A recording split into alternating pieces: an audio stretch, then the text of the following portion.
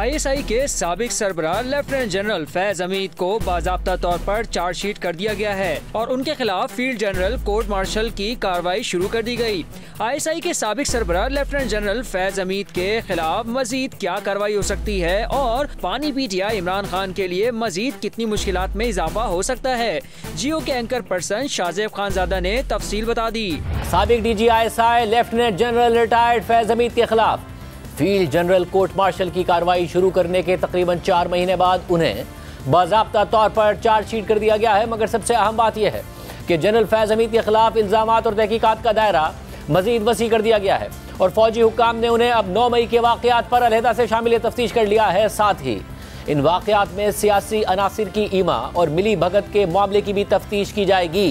आज की इस पेशरफ्त को मुल्क के सियासी मंजरनामे के तनाजुर में बहुत अहम करार दिया जा रहा है। 9 मई के वाक़यात पर जनरल फैज हमीद का ट्रायल होना या उन्हें शामिल तफ्तीश किया जाना और वो भी फौजी तहवील में, ये सूरत हाल इमरान खान, उनकी हिरासत और उनकी सियासत पर गहरे असरात डाल सकती है, क्योंकि हुकूमत दावा करती रही है कि 9 मई तहरीक इंसाफ की जानिब से फौज में अपनी ही क़यादत के खिलाफ बगावत पैदा करने का मंसूबा और साजिश थी, जिसमें जनरल फैज हमीद सबसे अहम किरदार अदा कर रहे थे। जबकि खुद इमरान खान खदशा जाहिर करते रहे हैं कि 9 मई को जवाज़ बनाकर उन्हें फौजी तहवील में लिया जा सकता है और इस मकसद के लिए जनरल फैज हमीद को इस्तेमाल किया जा सकता है। कुछ दिन पहले 9 मई 2023 को GHQ हमला केस में रावलपिंडी की दहशतगर्दी की अदालत इमरान खान और मुतादिद मुल्जिमान पर फर्द जुर्म भी आयद कर चुकी है और अब इमरान खान के दौरे हुकूमत में उनके सबसे बाएतमाद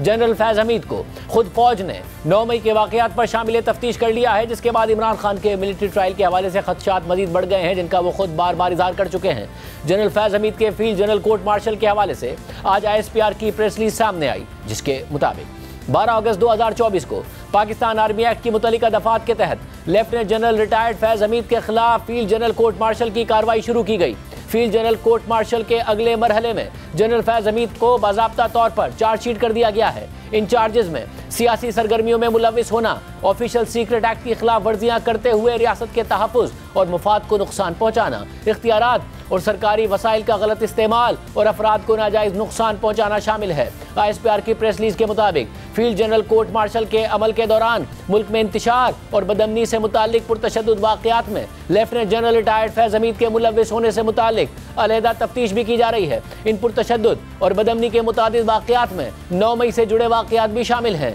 इन मुतादिद पुरतशद्दुद वाक़यात में मज़मूम सियासी अनासिर की ईमा और मिली भगत भी शामिल तफ्तीश है। फील्ड जनरल कोर्ट मार्शल के अमल के दौरान जनरल फैज हमीद को कानून के मुताबिक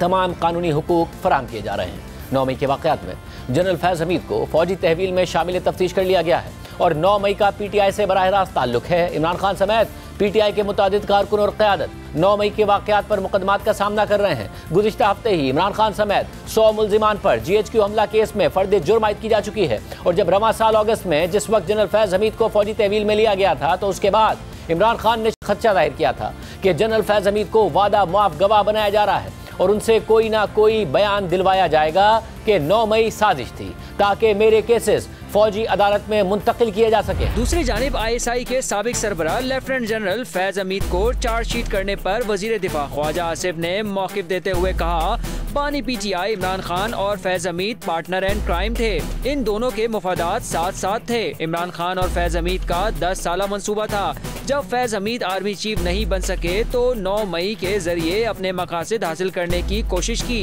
प्रेस रिलीज में पहली दफा काफी सारी ऐसी बातें की गई हैं जो पहले नहीं सामने आई थी और 9 मई के वाक़यात और ये अब अभी इन मामलात पर तफ्तीश हो रही है, तहकीक हो रही है, मगर PTI अभी भी ये कह रही है हमारा कोई ताल्लुक नहीं है इस मामले से, ये फौज का अंदरूनी मामला है। तो क्या जो किया जनरल फैज हमीद ने खुद किया, क्योंकि सियासी ईमा का जिक्र जरूर है मगर नाम नहीं है बहरहाल?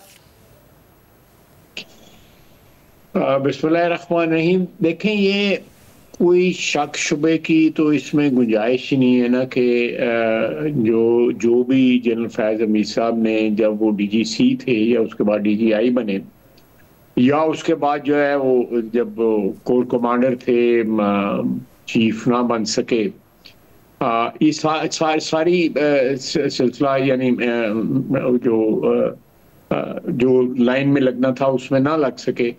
इस सारे सिलसिले में शाहजेब जो है उन्होंने ये पार्टनर इन क्राइम रहे बानी PTI की, यानी इमरान खान के साथ।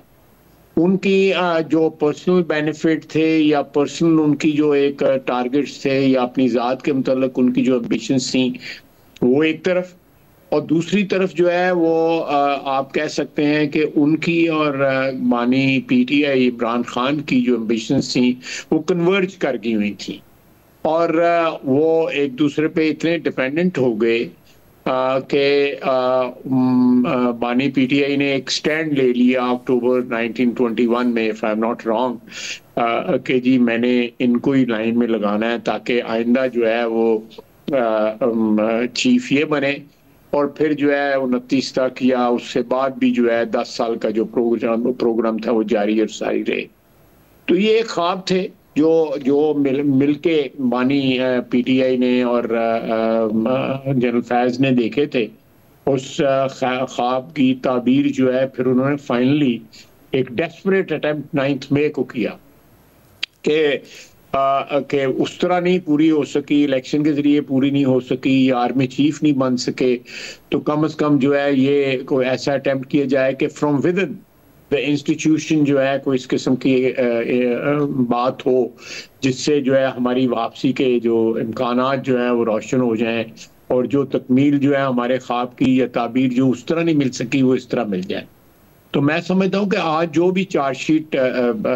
जो उनकी सामने आई है उसमें जनरल फैज को अकेले बेनिफिशरी नहीं है, उसमें इमरान खान साहब जो है मेरा ख्याल है कि वो इक्वली जो बेनिफिट करते थे, जो भी उन्होंने एज डीजीसी एज डीजीआई या उसके बाद जो कुछ हुआ, उसके बाद फिर उनकी रिटायरमेंट के बाद जो कुछ हुआ, ये सारा कुछ जो है अल्टीमेट बेनिफिशरी उसका इमरान खान था।